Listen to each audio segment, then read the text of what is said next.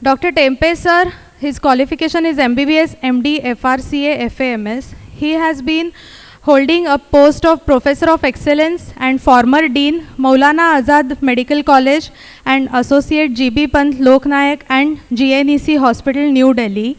He is a visiting professor to ILBS New Delhi and few other institutes in India.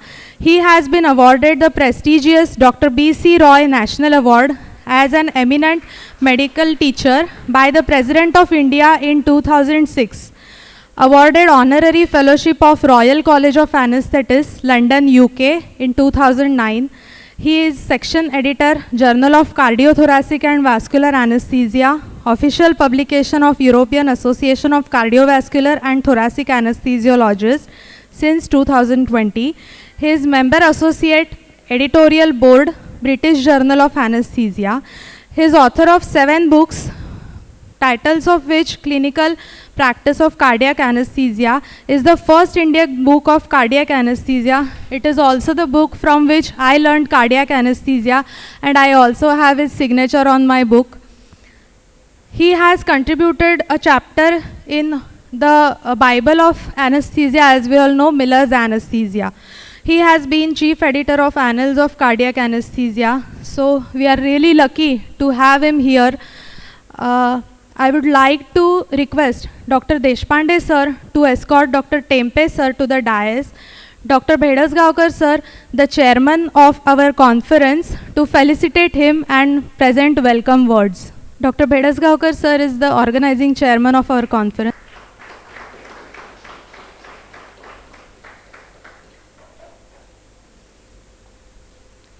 Sir, could you please say a few words? Bhedasgaonkar sir. It's really a pleasant afternoon because we have got an eminent speaker like Dr. Deepak Tempe, who is a cardiac anesthesiologist, and all the way from Delhi he has managed to come only just because of love of our eminent branch member Dr. Ashok Deshpande. I don't think I should talk anything more. Dr. Tempe sir will enlighten us about echocardiography. Thank you very much. Thank you, sir.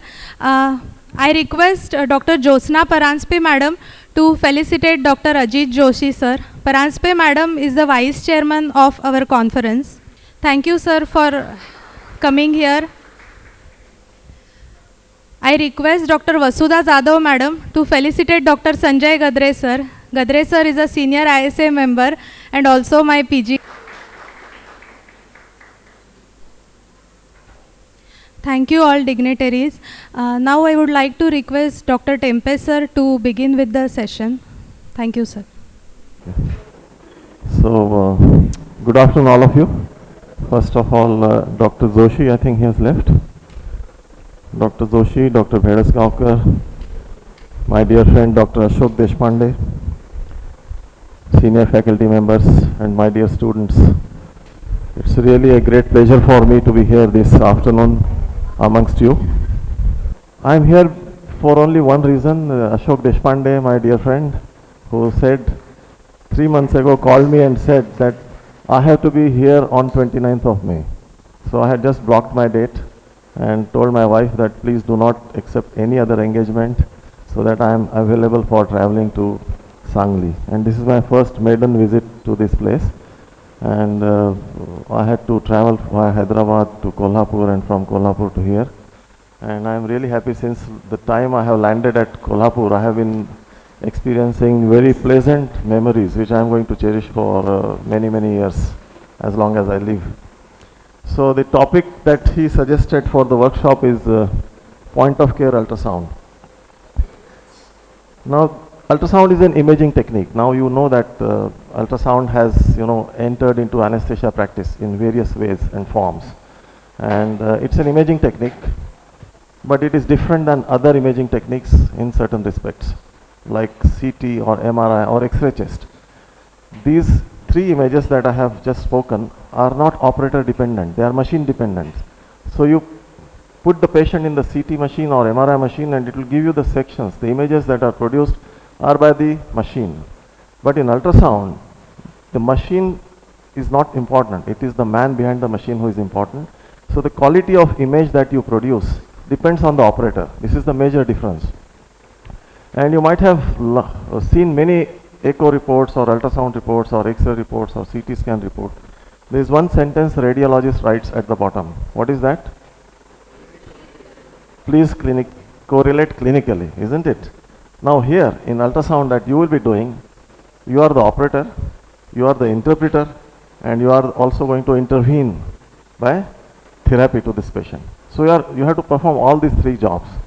It is not just, you cannot say that please correlate clinically, because you are doing the echo in order to get the diagnosis, and based on the diagnosis you are going to intervene. Appropriate therapy has to be instituted. That's your job. So you are going to perform number of jobs here, and in 1 hour's presentation or 2 hours workshop, it is not possible to make you familiar with all these three responsibilities, because they will require a lot of training and other things. So my job today would be to restrict myself to familiarize you with the images only. Okay. So if I am successful in familiarizing you with some of the images that are very important in a point of care ultrasound, cardiac assessment, I think I have achieved success. The rest would be for you to practice and do the echo yourself and learn yourself. So for interpreting the image, you need to know the physiology and pathophysiology of the cardiovascular system. So first is the imaging, then you have to interpret. For interpretation, you need to know the physiology and pathophysiology of the lesion. Based on that, you make a diagnosis, and based on the diagnosis, you will intervene, either pharmacologically, mechanically, or whatever way. Okay. So let us start. I have nothing to declare. Now, the primary responsibility of an anesthesiologist or an intensivist, what is the primary responsibility? You want to maintain the hemodynamic status. Primary responsibility is to maintain the hemodynamic status. And what is hemodynamic status? Stability. We actually mean that when we say hemodynamic stability, it's a function of cardiovascular system. That is what we assume. And which is the major organ which performs this function? It is the heart. What is the most important function of the heart? To pump sufficient blood. Because it is a pump, we think that its major function is to pump sufficient blood. But actually it means the primary function is to deliver sufficient oxygen to the tissues. It is not just pumping the blood. And how do we know that? When there is sufficient cardiac output, we assume that there would be sufficient oxygen delivery to the tissues. But that is provided the blood is oxygenated. Again, this is another assumption that we believe that whatever is being pumped out of the heart is always oxygenated. It is not so. For example, you have a patient with tetralogy of Fallot. His saturation is about 70%, isn't it? So blood is not oxygenated, although the cardiac output is complete. The blood is not oxygenated. Therefore, the tissue oxygenation suffers. And our responsibility is not only to maintain the cardiac output, but also to maintain the oxygenation. How is oxygenation achieved? There are 4 systems involved. Respiratory system for exchange of oxygen, hemoglobin to carry the oxygen in the blood, vascular system to distribute the oxygenated blood to the tissues, and the nervous system or autonomic system which will regulate this vascular system. So there are actually 4 systems involved in delivery of oxygen to the tissues. And how do you know that the cardiac output is sufficient? In our day-to-day practice, we do this every day, isn't it? We want to know whether there is sufficient oxygen delivery to the tissues or not. We monitor blood pressure and heart rate. That is the simplest of the things that we can do. If the blood pressure is okay and heart rate is okay, like it is, if you measure my blood pressure and heart rate, it will be normal. So we assume that my oxygenation to all the tissues is normal, isn't it? But some of us would go further. We'll measure the oximetry. In COVID, we measured the oxygen saturation, isn't it? Why? Because we wanted to ensure that there is sufficient oxygen delivery to the tissues, isn't it? And some of us would measure the urine output. Because if the kidneys are functioning well, that means they are being perfused well. If they are perfused well, that means they are receiving sufficient oxygenated blood. Therefore, the urine is being produced. Or you can go further, you can monitor CVP, you can monitor pulmonary artery catheter pressures, you can actually measure the cardiac output. There are several methods of measuring the cardiac output. Or you can use regional oximetry. You have near infrared spectroscopy or regional blood flow velocities, transcranial Doppler. What are these? These are the ways and means of knowing what is happening at the region. The central cardiac output is good. The oxygen that is being pumped out of the heart is okay, but whether that oxygen is going to the tissues or not is the question that is important, and that can be measured by the regional oximetry. So these are the various ways of ensuring that there is sufficient cardiac output to the blood. Now this figure I always like to explain. I have shown this many times to the students, and let us have a look at it one more time. And this is a diagrammatic representation of the Starling curve. So on the x-axis you have CVP, and on the y-axis you have blood pressure. Let us assume that blood pressure is equal to cardiac output. So as you increase the CVP, that is, as you increase the CVP, the cardiac output goes up. When the myocardium is stretched, so the initial fiber length is increased, the contractility is improved, and you get a good output. Okay. And in a failing heart, what happens? The cardiac output doesn't go up, although the CVP has increased. So this is what, whenever you do hemodynamic monitoring, you have to understand where is your patient placed on these curves. And there are 4 quadrants I have divided. So if your patient is in this quadrant, where there is low CVP and low blood pressure, that means there is not enough volume, enough preload into the heart. Therefore, it is unable to pump sufficient blood. In such a situation, you should give volume to the patient. Okay, that is the therapy that you should use. So if you infuse volume, your patient may go up here, which is the normal quadrant where you want your patients to be. Then you don't need to do anything. But if he goes to this quadrant, that is the CVP has increased because you have infused volume, but his blood pressure has not increased, then you use inotropes, because although the myocardium has been filled up, it doesn't have strength to contract, and you want to assist this myocardium by giving inotropes, and then your patient will go from here to here. If he goes here, that is, if the CVP is very high, VP is also very high, or cardiac output is also very high, it means that he is overloaded. He is in congestive failure. He needs vasodilators. So these are the 4 quadrants, for the sake of understanding, very simple, which would determine the therapy that you are going to administer to your patients based on the volume status and the contractility. Now you will be wondering why I am telling you all these things, isn't it?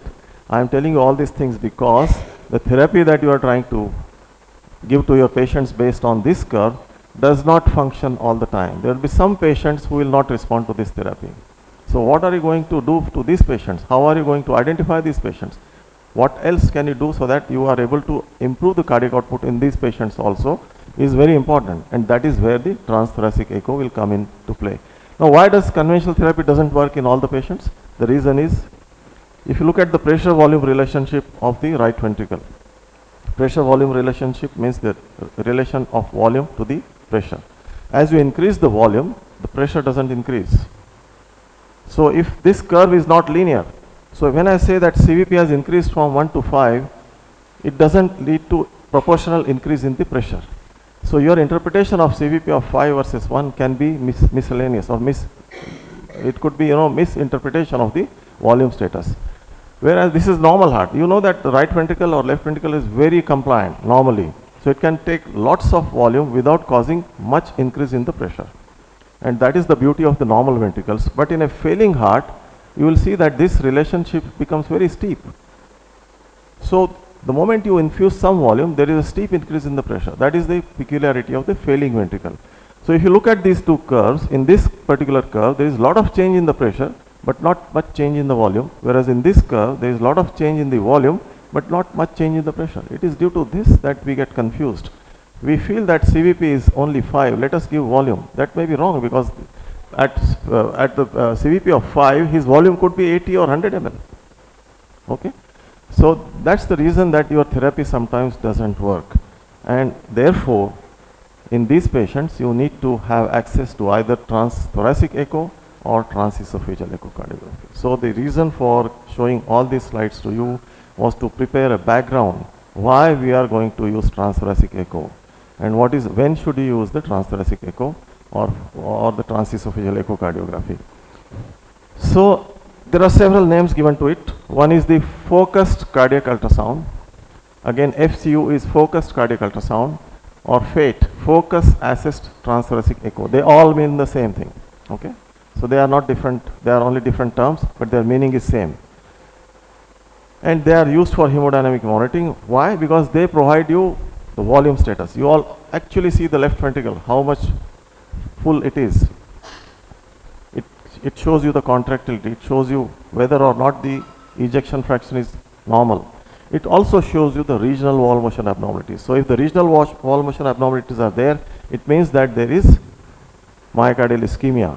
So if a particular region is not contracting well, that means there is myocardial ischemia. So it gives you three diagnoses: volume status, contractility, and regional wall motion abnormalities. In addition, it provides you these four diagnoses which are otherwise not known to you unless you do the echo.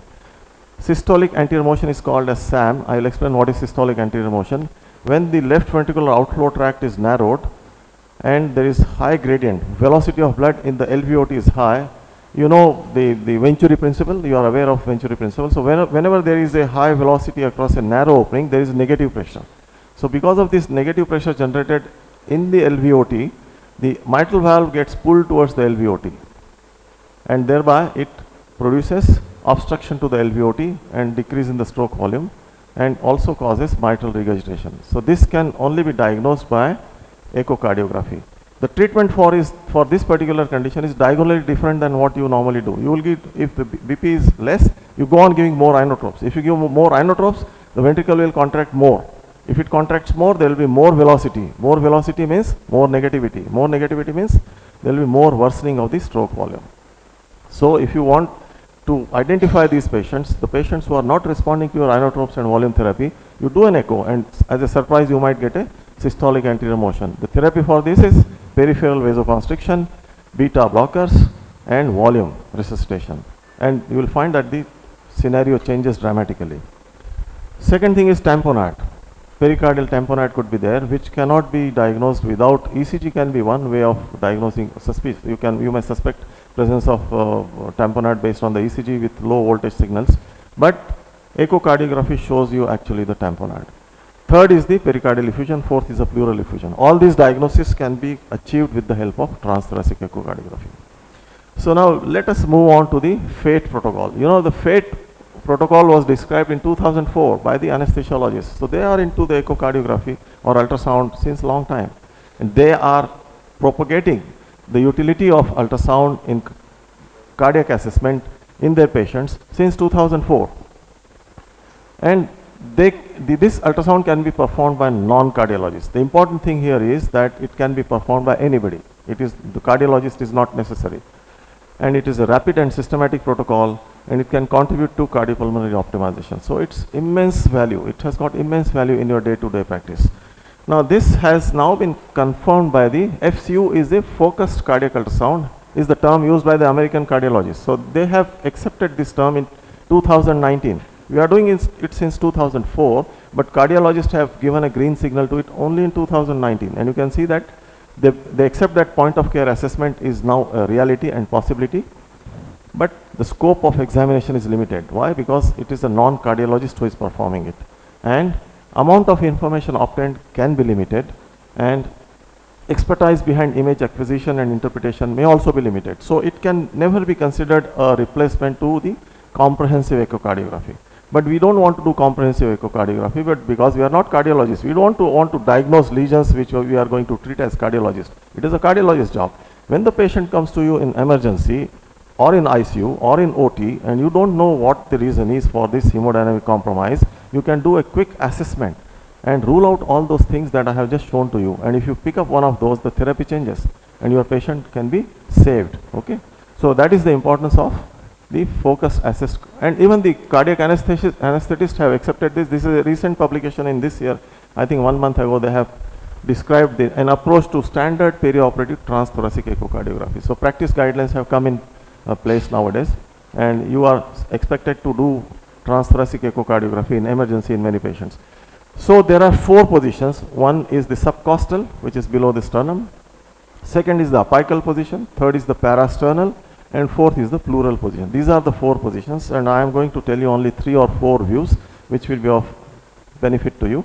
And if you are able to produce those views here with your help in the volunteer, if he is around, then I think you will learn how these views are produced.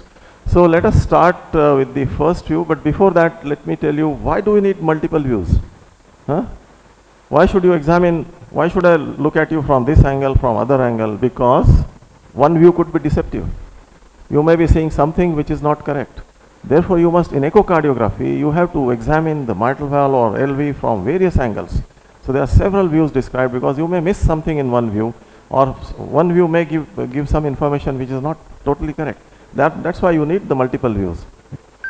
So a few things about the probe. It has got a marker. This is a phased array transducer. Its frequency is between 1 to 5 megahertz, and it has got an orientation marker here. You can see this marker. Now this marker and this transducer has to be positioned properly in order to get the various views. Now there are various movements that you can perform with this transducer. One is you can slide it, you can rock it, you can direct it, rotate it, direct it in a particular direction, and these are the various ways in which you can manipulate the probe in order to section the heart at an angle or at a place where you desire it to produce the image. Okay, so this is the footprint, which is a very small footprint compared to the large probes that you might have seen, curvilinear, and the linear probes that you might have seen in ultrasound. Have you used ultrasound elsewhere? No? So I hope you have the basic knowledge of ultrasound, because without that you will find it difficult to understand. So this is the probe that is used, and this is the marker, orientation marker. Now whenever I say that the orientation marker is to the left shoulder, it means the patient's left shoulder in all the images. When I say that it is to the right shoulder, it means the patient's right shoulder, not your right, because the patient is lying and you are standing, you are facing the screen. So there is a lot of confusion in this image interpretation, and that is what the first thing that I want you to understand.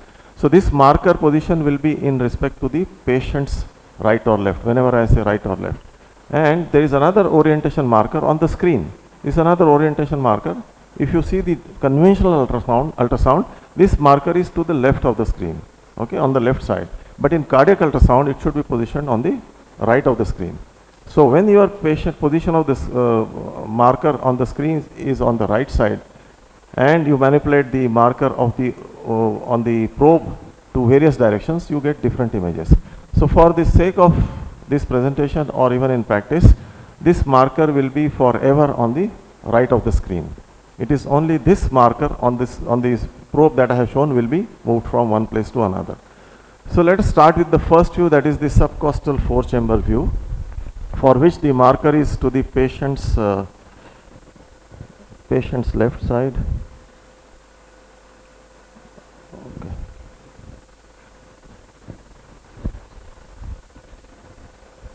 So the direction of the marker is to the left shoulder, and the marker also to the left of the patient. So in this way, when you hold the probe in your hand, you have to position it at the subcostal region. I will explain you how it is held.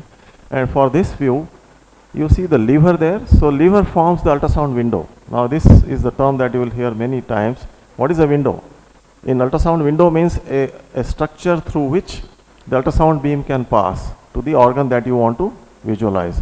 If it is air, you can't see anything beyond the air. In lungs are interposed, so you cannot see anything beyond. So here the window is formed by the lever. So you see the morphology of the lever. Below that, the ventricle that is closer to the lever is the right ventricle, because it is anteriorly placed. So you see the right ventricle, left ventricle, tricuspid valve, mitral valve, right atrium, and the left atrium. So you can examine the four valves, two valves, tricuspid and the mitral valve, and the size of the left ventricle, right ventricle. Normally the right ventricle is 1/3 the size of the left ventricle. So if it is dilated, you know that there is a right ventricular distension or right ventricular dysfunction or failure. So this is the first view. So the marker on the probe is to the left of the patient, and direction of the probe is towards the left shoulder. Okay, that is how you will, and this view requires a little bit pressure on the abdomen of the patient in order to get this view. So you may have to explain the patient that you will feel a bit of pressure here, and you have to slide your probe along the midline up to the subcostal region, and you will get this particular view. So that is the first view. The second view is the parasternal long axis view. Now this view is very important, and it gives a lot of information. So the probe is positioned in the parasternal region. Now understand the probe position. Marker is to the right shoulder. In this, the marker of the probe that I have shown you is to the right shoulder, and the probe itself is placed between 3rd to 5th intercostal space adjacent to the sternal border. Okay, and sometimes you may have to turn the patient towards the left side, because in order to get a good window, or you may have to direct the probe itself towards the right shoulder. That you may have to do. So these two maneuvers you have to do. What you see here is very important. This is the left atrium, this is the mitral valve, this is a thickened mitral valve, this is not a normal valve. And this is the left ventricle, and this is the left ventricular outflow tract, this is the aortic valve, this is the aorta, and this is the right ventricle. There is one more structure here, that is the descending thoracic aorta. All these structures are very important. So you can measure the LV size, you can see the contractility. This contractility is reasonable, it is not brilliant. So when the two walls of the ventricle, this is the anterior, this is the inferior wall, sorry, this is the anterior wall, this is the inferior wall, when they are moving towards each other, they are not moving very brilliantly. This is slightly impaired ventricular function, about 40-45%. And this is the LV wall thickness. You can measure the wall thickness. Normal wall thickness is about 1 centimeter. 1.3 is the maximum wall thickness which is considered as normal. So if you want to quantify ventricular hypertrophy, you can measure the wall thickness. You can measure the diameter of the LV in end systole and end diastole. So you can get the fractional shortening, and you can also convert it into ejection fraction. And you can also measure the E point septal separation, which is the distance between the anterior mitral leaflet and the LV wall at end diastole. So if the mitral valve opens widely, the AML goes closer to the LV wall, to the septum, near the septum. It will go to the very close to the septum. So the distance between the LV wall or septum and the mitral valve leaflet, if it is more than 7 millimeters, it indicates that there is a LV failure. Contractility is poor, provided the mitral valve is normal and aortic valve is normal, because if the mitral valve is abnormal, then also the movement may be restricted. So you can measure the LV dimensions, LV ejection fraction, you can evaluate the mitral valve, you can evaluate the aortic valve and the LVOT. And this descending aorta is very important because this is a mild pericardial effusion, you can see. This is the pericardium, and there is a small thin slice of pericardial effusion there. So any fluid that is accumulated above this descending thoracic aorta is pericardial effusion. If you see any fluid below the thoracic, descending thoracic aorta, that is the pleural effusion. So this landmark is very important for the diagnosis of pleural or pericardial effusion. So this view gives you full of information. And when you place an M mode cursor here, as I am showing you here, so you can measure the various dimensions. So you measure the end systolic dimension and end diastolic dimension, and you can get the fractional shortening. So subtract the end systolic dimension from end diastolic dimension, divided by the end diastolic dimension, you get the fractional shortening. If you multiply it by 2, then it gives you the ejection fraction. So you can get the ejection fraction, and you can measure the E point septal EPSS, E point septal separation. So this leaflet goes closer to the interventricular septum, and you measure the distance between the septum and the leaflet. If it is less than 4, the contractility is very good. If it is more than 7, the contractility is impaired. So this is the second view, very important, gives you a lot of information. The next view that I want to show is the parasternal short axis view. Now at the same view, if you direct the marker which was directing towards the right shoulder, if you rotate the probe by 90 degrees and direct the marker to the left shoulder, you will get the parasternal short axis view. So your probe is here. So the ventricular wall that is closer to the probe is the anterior wall. Okay. So this is anterior wall of the left ventricle. This is inferior wall. This is the anterolateral papillary muscle. This is the inferolateral papillary muscle.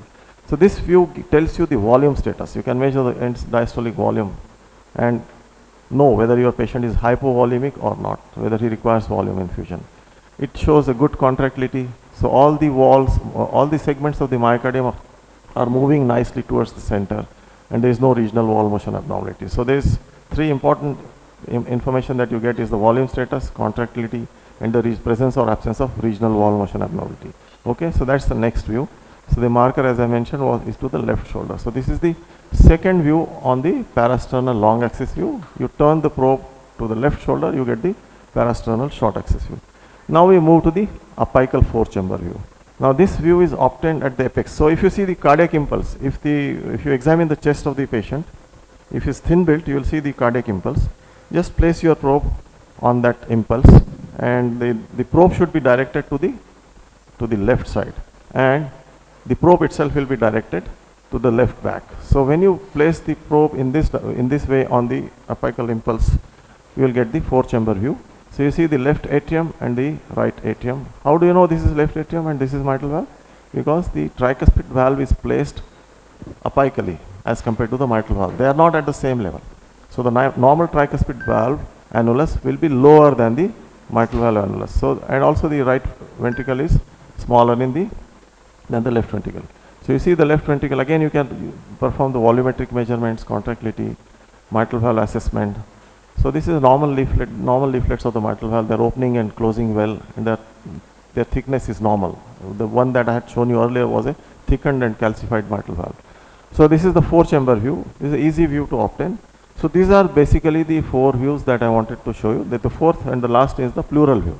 For that you have to move to the probe to the axilla or the mid-axillary line, and you can direct the probe marker towards the head, and this is how you see the diaphragm, and you can see the pleural effusion here. But I'll actually show the video. So this picture belongs to, this is not a transthoracic probe, this is the curvilinear probe which you might have seen, where the orientation marker is to the left of the screen. And in this position you see the lever here, diaphragm, and this is the pleural effusion, this is the consolidated lung, and you see the vertebral column here. So this is called as the spine sign. Normally this place is occupied by the lung, and because lung is full of air, the ultrasound cannot travel to the spine, so you cannot see the spine. But when you are able to see the spine, that means ultrasound beam is able to traverse up to the spine. Therefore, this is the effusion, because the ultrasound can travel through the fluid, it reaches the spine. So this is the spine sign, which confirms the diagnosis of pleural effusion. So these are the 4 fundamental basic views which will tell you. This is another picture of the pleural effusion. So you see here the lever, the diaphragm, and again the spine sign is there. And this is the thickened and shredded pleura. We call this as shredded pleura. And this indicates that there is subpleural consolidation. Whenever you see this irregularity in the pleura, normally pleura is a linear structure. Have you done lung ultrasound, any one of you? Or have you seen lung ultrasound? So you see the sliding pleura there. The pleura looks very thin, shining structure, straight structure, which is absent here. You see that the pleura is thickened and irregular. So that is the shredded pleura, and this is the pleural effusion that you see. So that is the pleural view that I have shown you. So let us look at the FATE protocol, how useful it is, because it can exclude the pericardial effusion, it can exclude or diagnose LV dysfunction or regional wall motion abnormalities. Then it can assess the wall thickness and dimensions of the chambers, and it can assess the contractility, and it can examine the pleura on both sides. So whenever you are dealing with a patient who is not responding to your normal therapy, you should take help of the transthoracic echo, fast or focus ultrasound, which will tell you these diagnoses, and your therapy might change. Okay, so this is the beauty of, and also you have to correlate clinically. So you have to clinically correlate and institute the therapy, as I mentioned, unlike the radiologist who can safely write that, you correlate clinically.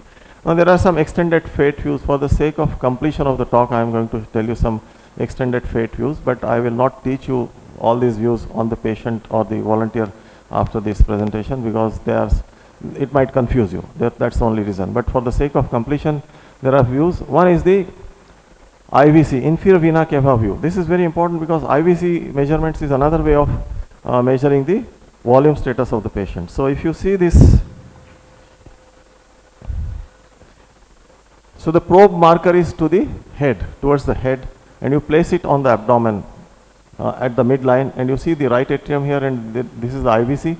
You see this IVC is collapsing with the respiration movements.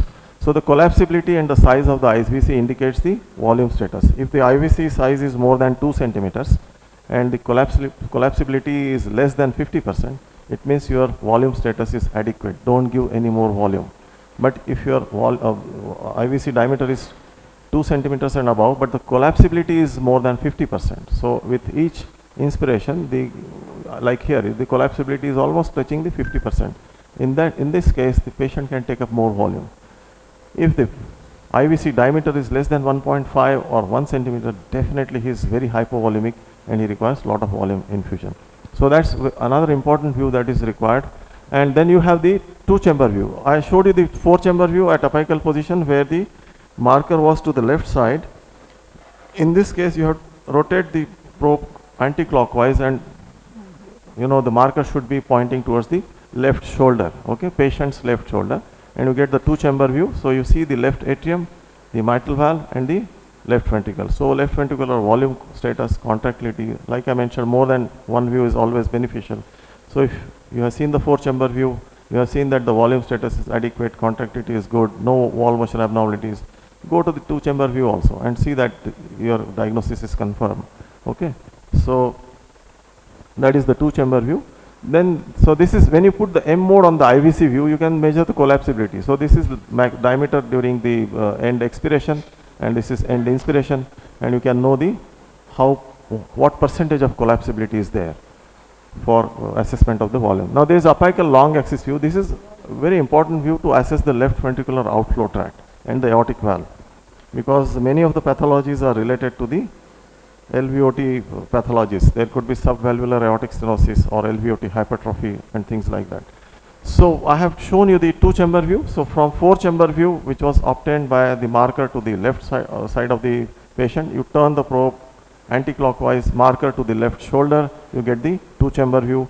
Go on with the movement of the anti-clockwise view and pointer to the patient's right shoulder, you get the apical long axis view. So here is this is the equivalent of the parasternal long axis view that I have shown you. So you see the left atrium, mitral valve, left ventricle, LVOT, aortic valve, and the ascending aorta. So you can, the Doppler beam is parallel to the blood flow velocity of the LVOT. Therefore you can measure the gradients properly here, accurately. So the LVOT gradients gives you very important information, and therefore this view is very important. Okay. And now I'll show you some abnormal views. So this is the pericardial effusion.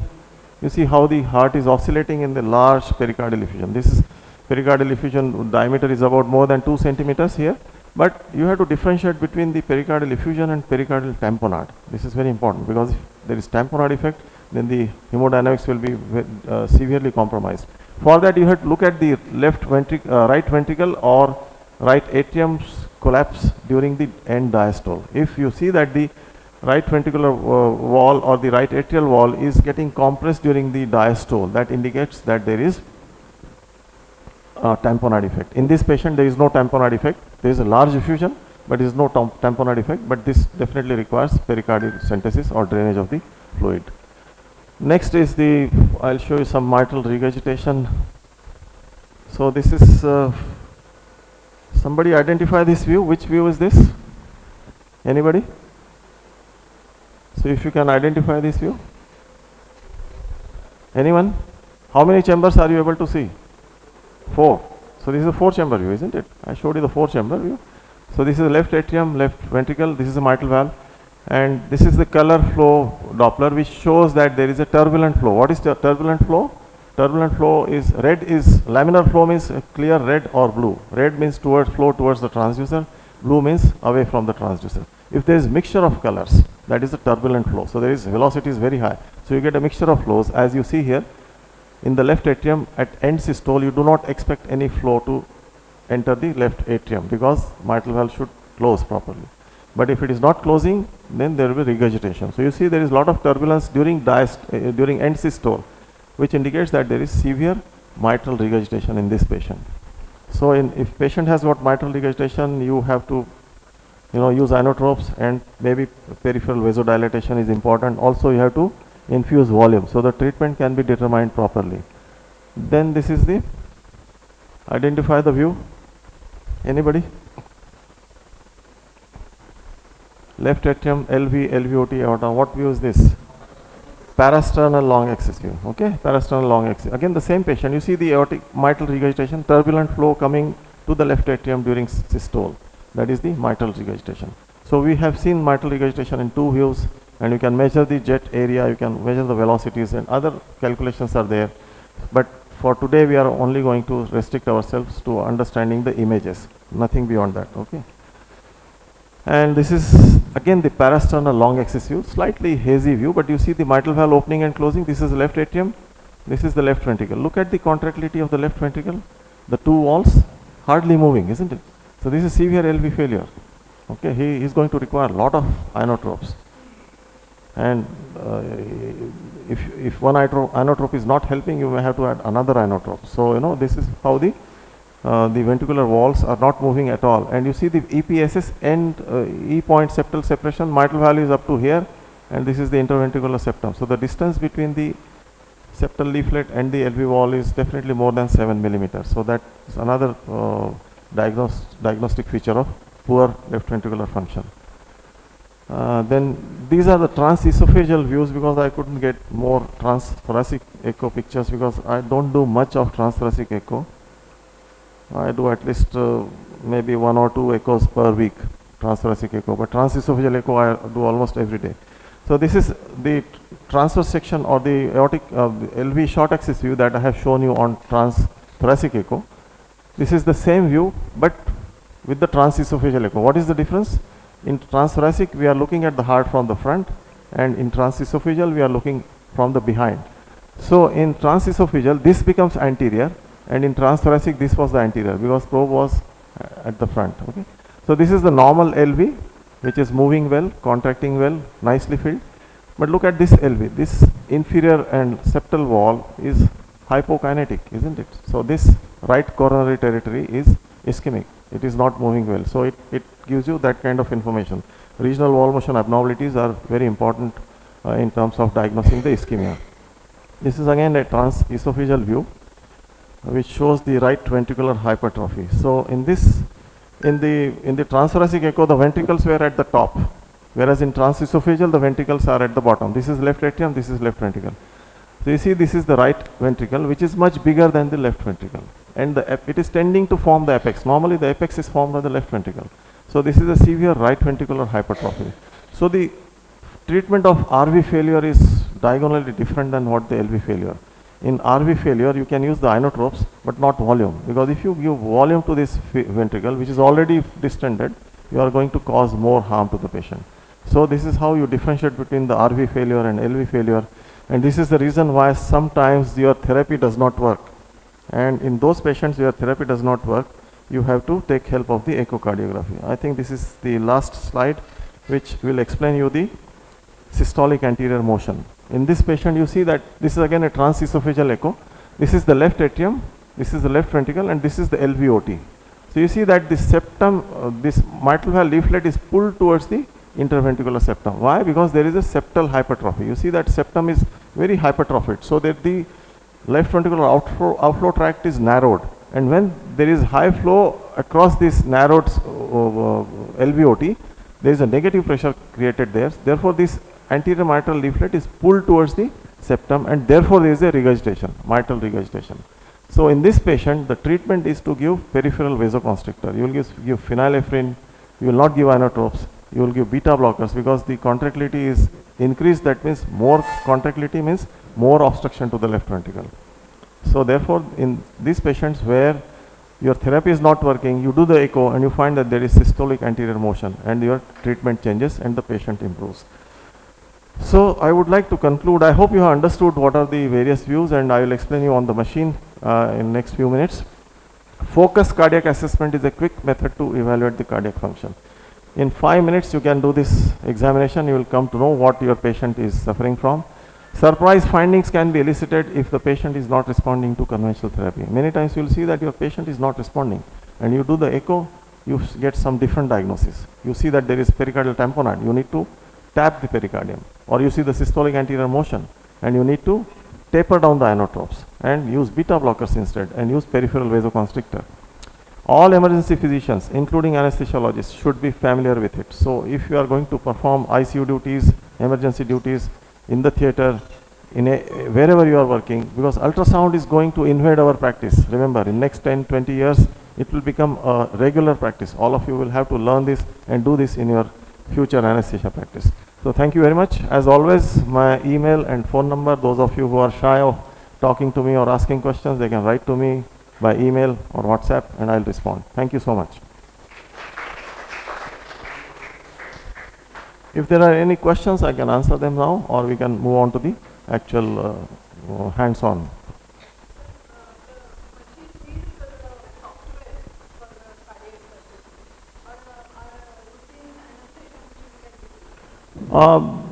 many of the sonocyte machines that we use, they have the transthoracic probe, and it is capable of doing the basic echocardiography examination. It is also loaded with the software that is required for cardiac assessment. So it will do the measurements of volume, and the distances can be measured.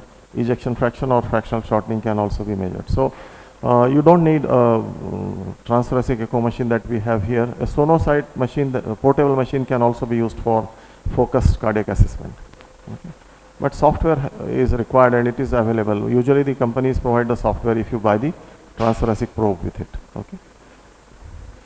Anything else?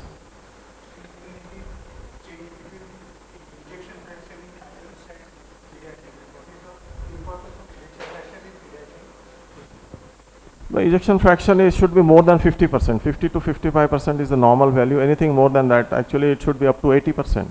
So as a normal individual, if you are a good athlete or good has got good physical status, then your contractility can up to 80%.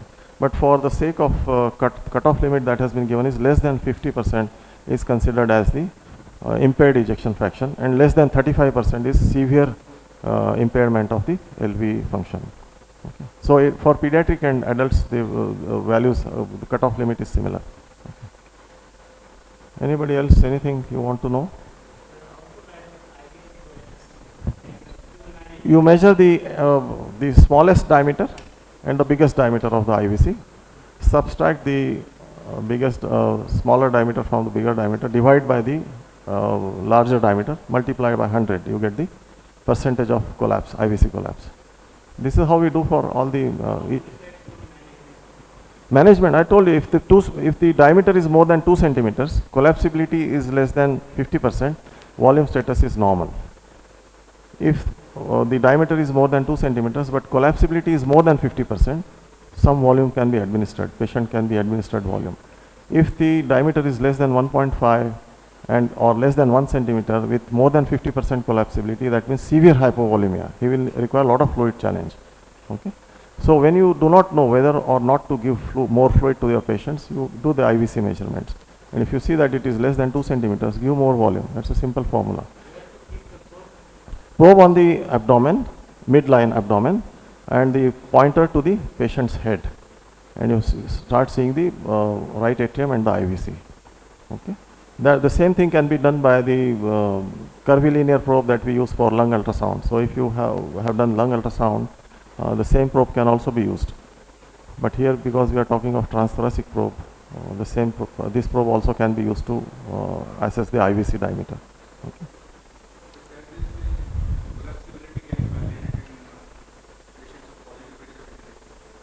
Yes, so in the positive pressure ventilation, during inspiration you will, because the intra-abdominal pressure goes up during inspiration, the IVC diameter will be minimal during inspiration, and during expiration it will expand.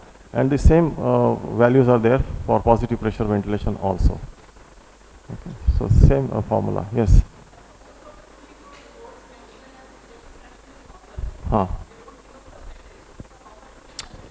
55% and above. 55% and above. Yes. Same thing, sir. Many of cardiologists give it as a type 1 diastolic dysfunction. Okay. So diastolic dysfunction assessment is a 1 hour talk. If you want to learn that, so there are type 1, type 2, type 3, A and B diastolic dysfunction. So type 1 dysfunction up to type 2 dysfunction, nothing to worry. Whenever you say that there is type 2 dysfunction, that means when the LV fills up, there is increase in the pressure. And increase in the pressure, normally the ventricle's pressure should not go up beyond 18 millimeters of mercury. If it goes up beyond 18 millimeters of mercury in diastole, it will produce pulmonary edema. Okay. As the age advances, due to age, like I am now 60 plus, so I will have type 1 or type 2 diastolic dysfunction because my LV compliance is poor now, so it cannot take much volume without causing increase in the pressure. That's why when I climbed up 3 flights of stairs, I became breathless, more than what she would become, because her LV is more compliant. So when you say type 1 diastolic dysfunction, that means there is only impaired relaxation. Type 2 dysfunction means that there are various parameters on echo. One is E wave and A wave of mitral inflow velocity. Then you examine the pulmonary venous flow velocity. You get systolic and diastolic waves. So systolic obtundation will be observed. and then you do the tissue Doppler where you get the E prime and A prime. So E prime less than A prime means indicates diastolic dysfunction, and if you get the ratio of the E wave velocity on mitral valve aperture divided by the E prime tissue Doppler velocity, if it is more than 13, that means that there is severe type 3 diastolic dysfunction. Okay. So up to type 1 diastolic dysfunction, not to worry at all because this is normal. All that you may have to do is to may not be over enthusiastic with your volume infusion, because if you infuse more volume, the pressure is going to go up more than a normal individual. So maybe a little bit of restriction in volume. If it is type 2 diastolic dysfunction, that means it could be pseudo normal. For that you have to again do certain echocardiographic evaluation. Tissue Doppler is very important in this respect.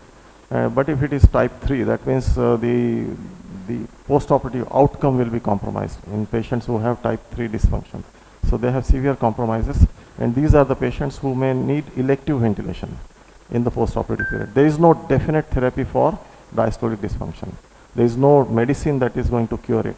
All that you can do is restrict the volume, perform elective ventilation, post-operative ventilation, and be gradual in your weaning protocols.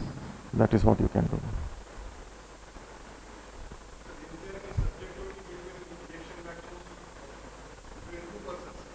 Yes, normally if you do by M mode, the inter-individual variation is very less. If you do the M mode on the, I have shown you the parasternal long axis view. If you put the M mode across it, if your view is normal, then your measurements in end diastole diameter and end systolic diameter are not going to be much different. So inter-observer variability can be there if you do the apply the 2D images with Simpson's formula, because you have to trace the endocardial border, and many times the endocardial border is not accurately traced. Second thing, you get the what is called as the apex may not be sectioned at the true apex, and you can so if this is the LV apex, if I have to measure the correct measurements, I must section the heart here. So foreshortening, when you section somewhere here, that means the ventricle is foreshortened, so you are not actually looking at the true apex. So in that case, there will be a lot of inter-observer variability, and there are ways of avoiding the foreshortening. For that, you must, in all the images that I have shown you, you might have noticed that the apex is immobile. It is only the walls that are moving. So if the apex is moving, that means you are not at the true apex. You are sectioning the ventricle above the apex. So foreshortening should be avoided, and we assume that all the cardiologists who are performing these echoes, they have taken note of this, and foreshortened views are not used for calculating the ejection fraction. So inter-observer variability is increased in case you use this 2D Simpson's formula for volumetric measurements. That is possible. But M mode inter-observer variability is very less. Or if you use the tissue Doppler, S wave, you get the S wave in tissue Doppler, and if it is more than 7 millimeters, then ventricle contractility is normal. So here also the inter-observer variability is very less. But as you mentioned, there can be variability in certain situations. Yes.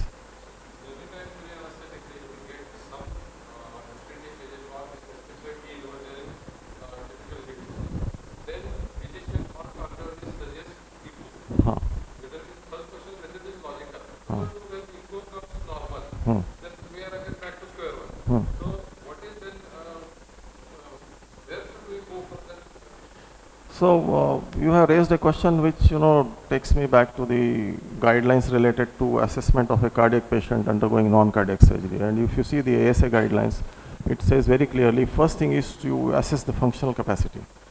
Functional capacity means if you are able to perform good activity without any problem, then no ECG, no echo, nothing is required. But so more than 50-60% of echoes or ECGs that we are performing are actually not required. They are not recommended. So it is only when the functional capacity is compromised and the patient has got symptoms, it is only then you have to perform the echo. Now coming to your question that there is ST-T wave changes.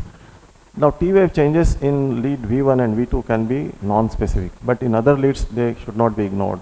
And if there are any ST changes, echocardiography tells you the presence, if there is appearance of any new regional wall motion abnormalities, it's a very sensitive marker of myocardial ischemia. Otherwise, the wall motion abnormalities that are present, maybe the patient has got suffered from infarction 2 years ago. So his particular segment is immobile, or it is not hypokinetic. So it is there. His ejection fraction is 45%. He is asymptomatic. He is on medication, and he has been stented or not stented, but on medicines he is controlled.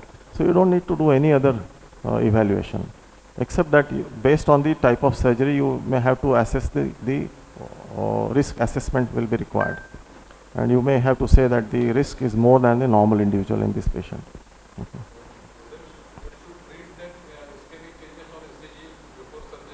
No. No, it is not required. You cannot treat those ischemic changes. Those changes are there unless they are fresh. They are causing symptoms. If they are a result of ischemia, only then they require treatment. Huh. Huh.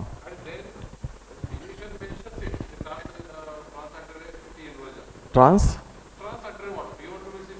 Ah, okay. Huh. Huh. Huh. Then you,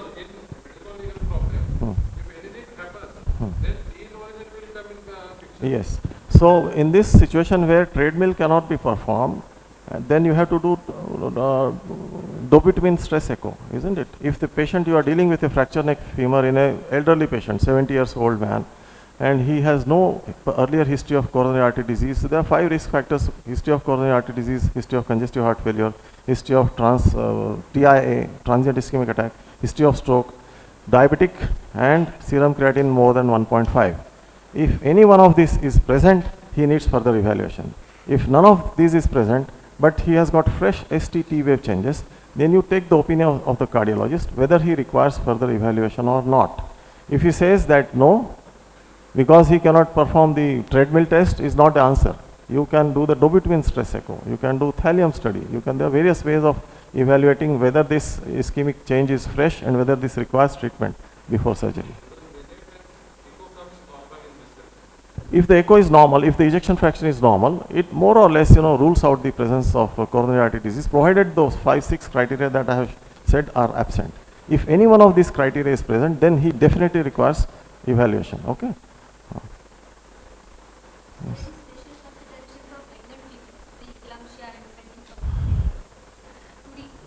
Tomorrow I am going to have a talk on pregnancy and heart disease, but 2D echo is, most of the pregnant women, the diagnosis is known. In most patients, they would know that they have a heart disease and they have become pregnant, despite the advice that they should not become pregnant. Huh. No, but they can also have heart disease. How do you know that she is due to this? Because pregnancy symptoms are similar to cardiac failure. So many times when the patient becomes pregnant, she will have edema feet, she will become breathless, she cannot do activities. So she may or may not have cardiac disease. So you have to, you will get a hyperdynamic circulation because the cardiac output goes up to 50 to 60% of the increase in cardiac output at term, and at 3 months there is 20% increase in the cardiac output. There is anemia, there is hyperdynamic circulation. So you will get the murmur also, systolic murmur in aortic position. So you may get some aortic stenosis type picture. Doppler evaluation will show that, but the contractility will be normal. So that would indicate that the patient does not have cardiac disease. Or you will see that mitral valve is normal, because valvular lesions are the commonest associated cardiac disease in this country in pregnant women. Coronary artery disease also nowadays is appearing because the age of marriage is increasing. Women have children in later age, and therefore presence of coronary artery disease also can be there. So before you say that this is eclampsia or pregnancy, you must, if the patient has got some symptoms, then cardiac evaluation is also required, and it will rule out the presence or absence of cardiac disease. If the cardiac disease is not there, that means you can consider that this is purely due to the hyperdynamic circulation. Okay.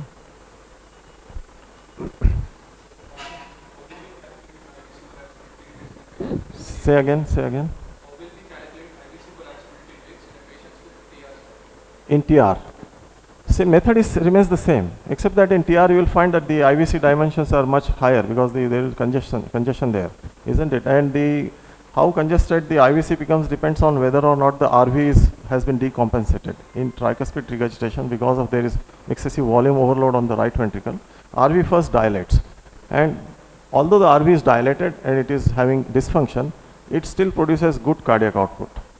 So it is compensated, it is not decompensated. When it decompensates, only then the RV dysfunction becomes significant. But your therapy must start before it becomes decompensated. So the IV's dimensions will be bigger, higher, and the evaluation remains the same. The cutoff criteria remains the same. Okay. I think these are the questions theoretically we have. This is supposed to be a workshop for telling you familiarize you with the echocardiography use. So the volunteer is there. Okay. So what I'll say, how many people are there? About approximately, if you measure 1, 2, 3, 4, 5, each 20 here, and about 30 people are there, isn't it? Around 30 people. Can you divide yourself in batches of 4? So 4 people come to me. I'll quickly show you the 3 views only, because if we finish on time, then we'll go to the additional views. Otherwise, we'll only show you how to produce 3 views. Is that all right?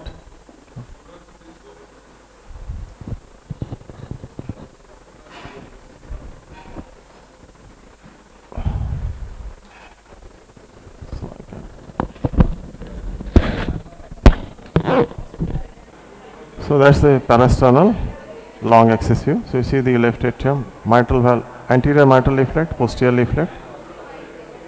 This is the RV. This is the interventricular septum. And so you can, if you freeze this image, freeze kara jara, freeze M mode takte na. So I can do the measurements. Image quality has to be improved a little bit. Okay? So 2D करो, 2D करो टाका.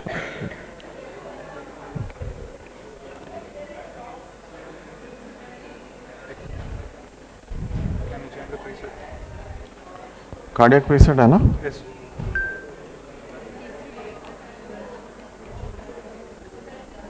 नहीं. Earlier picture was better. Yes. Oh, okay.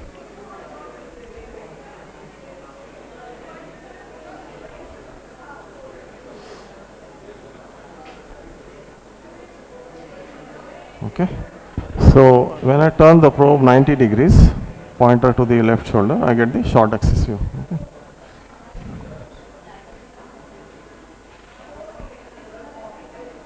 Okay, so that's the LV in short axis view.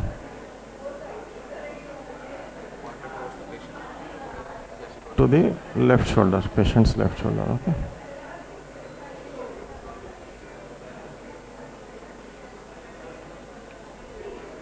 So, who is going to try first? Probe, yeah, ikko dya.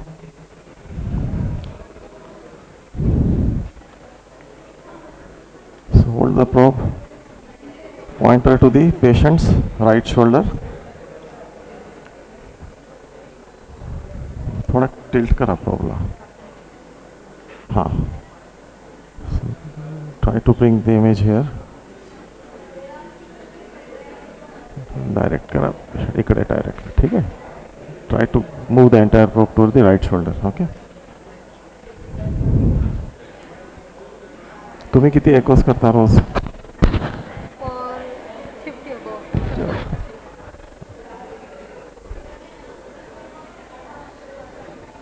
थोडा improve करता येईल याला अजून. मायट्रल व्हॅल्व left ATM दिसायला पाहिजे. थोडा वरती करा, स्लाइड करा प्रोबला. Try to get the best image. हां, this is slightly better. Left ATM दिसायला पाहिजे. Probe to pointer to the right shoulder. हां, आणि एओर्टिक व्हॅल्व पण दिसायला पाहिजे ना. थोड़ा अजून टर्न करा प्रोबला. हां. Kindly note the feedback forms are being distributed. Please fill up the feedback forms. They are very essential Okay. for registration Rotate of your points in 90 degrees. MMC. And also there is a list being circulated. short You have axis, to yeah. write your MMC number and names in that list for workshop. Pointer to the left Also shoulder. at the end of workshop, collect your certificates from the registration counter outside. हाँ. Now if you do that, if you tilt the probe like this, you get the 4 chamber, you know. You have to keep the probe like this. You know? Okay. Mitral valve this alone. My 4 chamber side you to go to the apex. Huh? Next is the 4 chamber view. Pointer to the left. Huh. And direction of the probe to the posterior wall. Huh?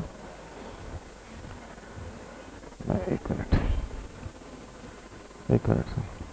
So the pointer is to the left. So here depth थोड़ी कमी करता है. I think we should turn the left shoulder.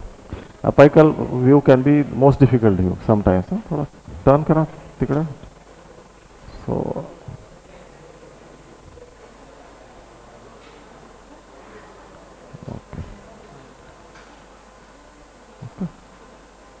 So you see this is the anterior mitral leaflet. Okay. So your probe has to be tilted slightly downwards in order to get this view. ठीक है ना? So you see the mitral leaflet. If mitral valve and LV, you should also see the right ventricle properly here.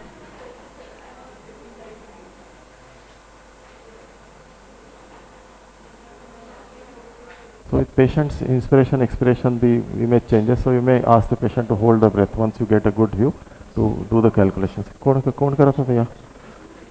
So assess रहा, हाँ ठीक है.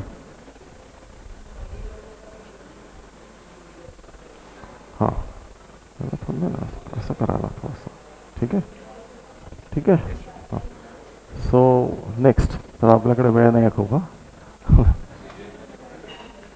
तू शिकव त्याला. हाँ ठीक है.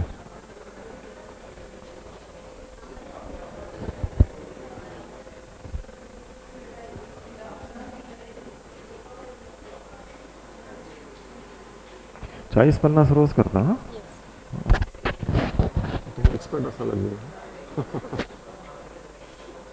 थोडा एल बी है ना 4 चेंबर सारखा आहे ना थोडा. यांनाच करू दिलं की ते शिकतात. आपण सांगितलं होतं ते मला 4 चेंबर सारखा व्ह्यू आहे. याला टिल्ट करावं लागेल थोडंसं तुम्हाला. प्रोब जो आहे ना, नाही राईट शोल्डरकडे. राईट हां yes. Pointer to the right shoulder. अजून टिल्ट हा प्रोब इकडे.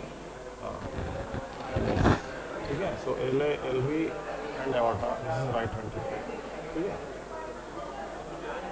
शॉर्ट ॲक्सिस इथेच फिरवायचा. इथेच 90 degree.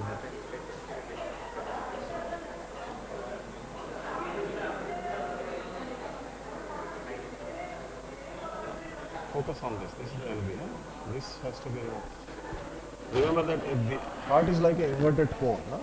So if you tilt the probe towards the head, you will start seeing the base. म्हणजे तुम्हाला aortic valve वगैरे दिसायला लागेल. तो दिसायला तुम्हाला थोडासा याला टिल्ट करावं लागेल. हां असं करावं लागेल. ठीक आहे. So papillary muscles. This is the LV. हे थोडासा डिस्टर्बन्स तुम्हाला थोडं प्रॅक्टिस करून ते ठीक आहे. ठीक आहे. Now see the four chamber. Pro position of 4 chamber view. थोड़ा टर्न करा पेशेंटला. Pointer to the right. Okay. थोड़ा टर्न करा त्याला.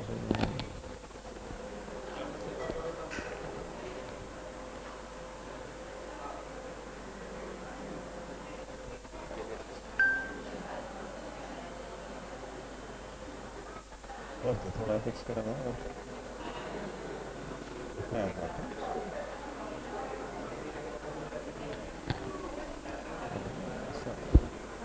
नाही असंच राहतं.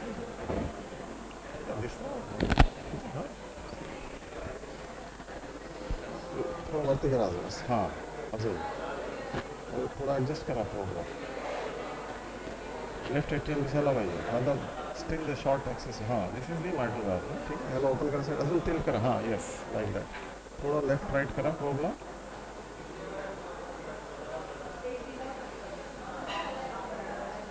They're almost there, but not. It's not a correct 4 chamber. थोड़ा प्रोबला ना टिल्ट करा. असं करावं. असंच राहतं.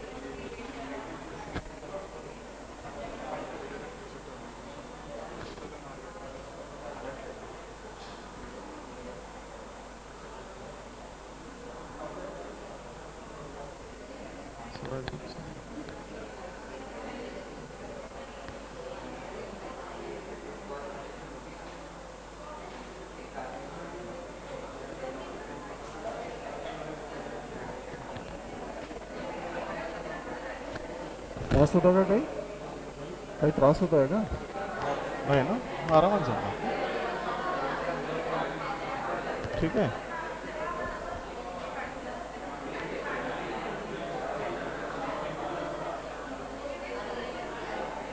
So you should see the clear opening of the mitral valve. घ्या हातात घ्या एकदा परत बघा बस टिल्ट करावं ते थोडा प्रॉब्लेम इथे दिसत करावं हां दिस इज बेटर ओके चला नेक्स्ट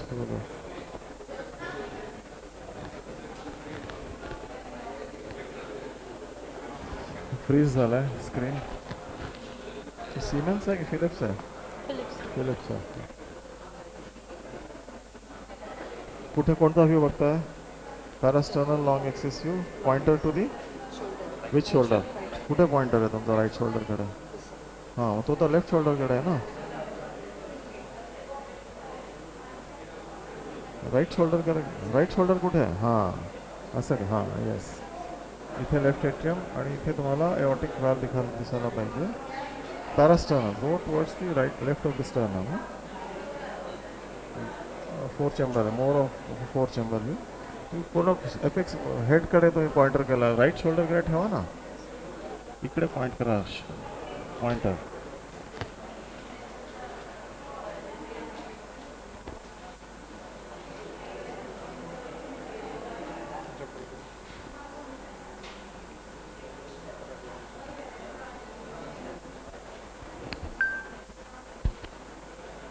नाही काय करावं लागणार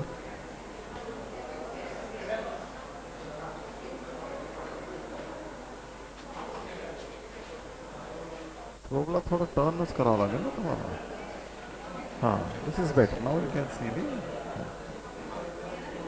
शॉर्ट ॲक्सिस होता त्याला थोडं इकडे करूया हां झोपा या साईडला हां this is better this is the right ventricle aortic valve L V पूर्ण दिसत नाही आहे ठीक आहे लिसनिंग थोडंसं get over the here turn the probe to the left shoulder you see the short axis here हां इकडे करायचं मला इमेजला so the probe handling requires some practice it will not come but this will give you just an idea how you get the images four chamber करा four chamber कुठे pointer कुठे राहील four chamber करता हां to the left to the left पूर्ण left साईडला probe this is the okay आणि थोडा probe ला tilt करा हां see the four chambers ठीक आहे ओके ठीक आहे हां चला नेक्स्ट बॅच कोण तुमचं झालं का अच्छा कर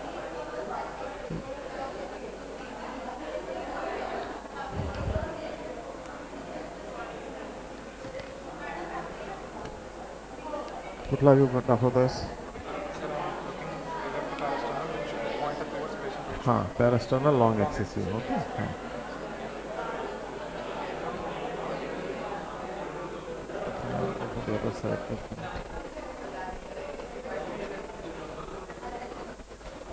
सरळ झोपा तुम्ही हां आरामात झोपा हां ठीक आहे so keep the pointer to the right shoulder place it parasternally there okay ठीक आहे so you get this you see the aortic valve पण दिसायला पाहिजे ना आपल्याला हां ठीक आहे सो दॅट्स इट ओके धरा प्रोब हातात धरा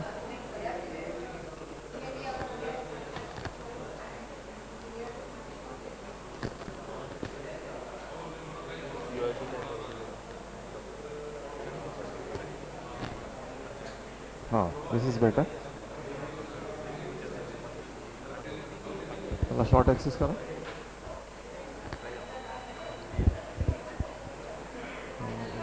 should not lose the image एकदा तिथे आल्यानंतर हां टर्न करा टू दी राईट हा फोर चेंबर सारखा होता है ना ठीक आहे वरती या शोल्डरकडे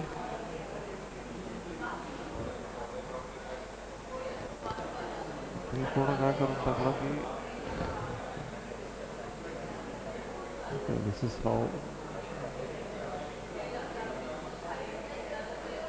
if I turn the probe like that it turns into a long axis, मतलब 4 chamber ही होता है, ठीक है? Because it's an inverted cone. Therefore, don't want to see the base of it. I want to see the mid section of the ventricle. Okay. Right? हाँ, ठीक है. 4 chamber खाली आया थोड़ा सा and to the right. हाँ, yes. Good. valves दिसायला पाहिजे असं करा थोडं, ठीक आहे? कळलं? हाँ, ओके. चल, सुरू झालं? या. तुम्हाला काही टिप्स द्यायचे असतील तर देत जा मध्ये मध्ये. हां, यू आर डुईंग ते आहे. म्हणजे वेनेवर पेशंट सुपाईन पोझिशनमध्ये नाही सापडल्यांना व्ह्यूज तर पेशंटला लेफ्ट साईडला टर्न करायचं. मग you can hold the program, you get most of the images. But this will give हां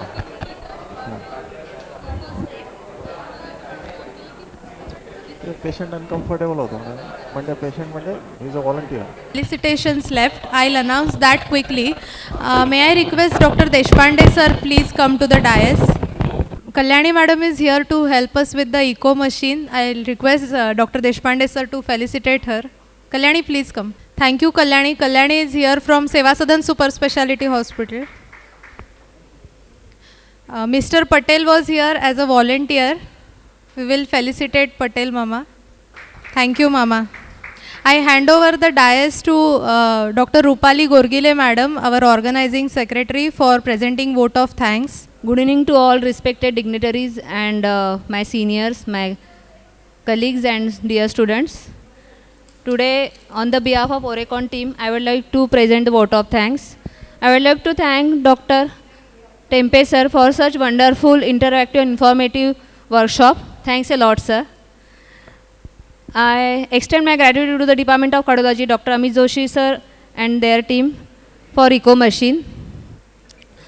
I would like to thank Dr. Sujit Joshi sir, HOD and HOD of the Ophthalmology Department and MS of Bharati Medical College, Sangli, for helping for arranging all these echo machine and all.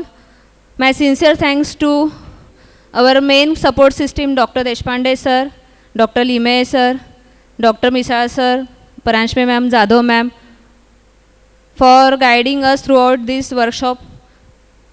Special mention to Dr. Ruta, Dr. Amruta, our PGs from Bharati Medical College, Dr. Email, Dr. Yojna, Dr. Parth, Dr. Anil, for their great help and for arrangement all these, for all arrangement of the workshop. Dr. Trupti ma'am for handling the registration counter. I would like to thank Mr. Patel, our volunteer, Kalyani as eco technician. I thank Mr. Ghadge for audiovisual setup, Mr. Sawan for our favorite snack arrangement. I would like to thank Dr. Aparna for wonderful MOC. Finally, before I end, a big thanks to all audiences who participated very enthusiastically, but now at present there are very few audiences. Look forward to all tomorrow morning in the auditorium for the CME. Thank you.